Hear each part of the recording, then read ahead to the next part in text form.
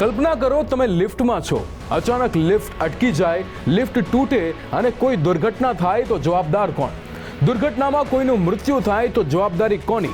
બિલ્ડરની, maintenance કંપનીની કે lift બનાવનાર કંપનીની? નમસ્કાર, હું છું વિક્રમ અને આ જ સવાલ પર સુપ્રીમ કોર્ટે આપેલા જવાબને સમજીશું આજનું જાણવા જેવુંમાં.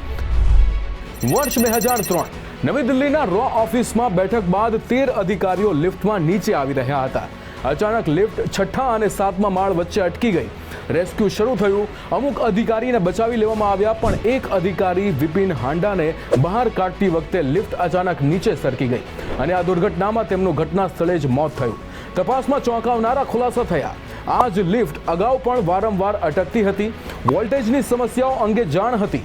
સમયસર યોગ્ય મેન્ટેનન્સ થયું ન હતું અને ઇમરજન્સી દરમિયાન પ્રોફેશનલ ટીમ પણ ત્યાં હાજર ન હતી. મૃતકના પરિવારે ન્યાય માટે લાંબી કાનૂની લડાઈ લડી. વર્ષો સુધી આ મામલો વિવિધ અદાલતોમાં ચાલ્યો અને આખરે સુપ્રીમ કોર્ટે ઐતિહાસિક ચુકાદો આપ્યો. સુપ્રીમ કોર્ટે સ્પષ્ટ કહી દીધું કે લિફ્ટ બનાવનાર અને તેની મેન્ટેનન્સ કરતી કંપની પોતાની જવાબદારીથી બચી શકતી નથી.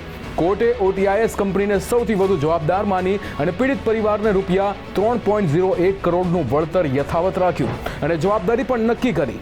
દરરોજ મોલ, હોસ્પિટલ્સ, હોટેલ્સ, સરકારી અને ખાનગી ઓફિસો કે હાઉસિંગ સોસાયટીઓની લિફ્ટનો ઉપયોગ કરીએ છીએ, એટલે આ ચુકાદા બાદ લિફ્ટ મેન્યુફેક્ચરિંગ કંપનીઓ અને બિલ્ડિંગ મેનેજમેન્ટની જવાબદારીઓ તેઓ હવે સમજશે. લિફ્ટનું રેગ્યુલર ઇન્સ્પેક્શન અને મેન્ટેનન્સ કરવું ફરજિયાત બનશે. જો લિફ્ટની ખામીના કારણે કોઈ વ્યક્તિ ઇજાગ્રસ્ત થાય છે કે મૃત્યુ પામે છે તો પીડિત પરિવાર પોલીસ ફરિયાદ નોંધાવી શકે છે અથવા ગ્રાહક સુરક્ષા કમિશન અને સિવિલ કોર્ટમાં વળતર માટે દાવો કરી શકે છે.